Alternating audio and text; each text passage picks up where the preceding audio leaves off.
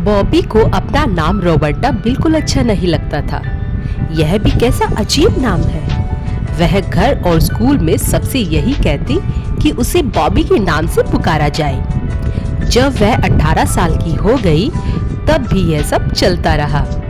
यह नाम उसे सुनने में अच्छा नहीं लगता था क्योंकि वह बेनिंगवर्थ के राजा और रानी की बेटी थी। जब भी राजा और रानी बॉबी को किसी से मिलवाते तो वह उन्हें बताती कि उसका नाम बॉबी है। यह सुनकर राजा और रानी शर्मिंदा हो जाते।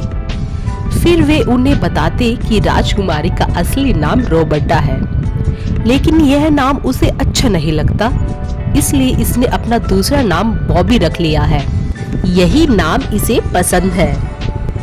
राजकुमारी बॉबी में एक खराब आदत थी।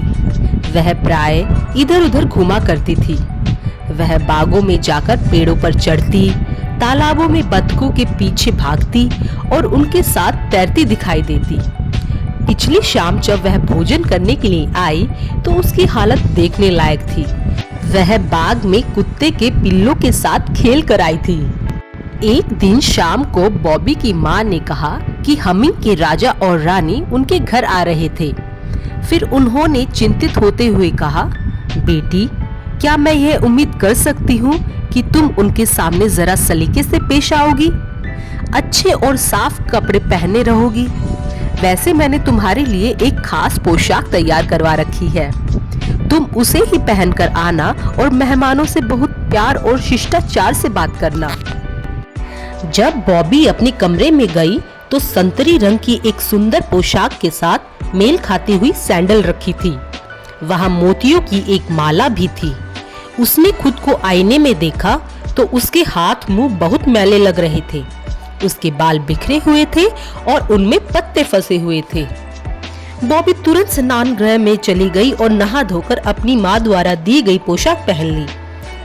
फिर सैंडल और माला पहनकर खुद को आईने में देखने लगी। तभी रानी माँ वहां आई और उन्होंने उसके बाल संवारकर एक सुंदर सा पिन लगा दिया। अब बॉबी बहुत सुंदर दिखने लगी थी। वह खुद को आईने में देखकर हैरान हो गई।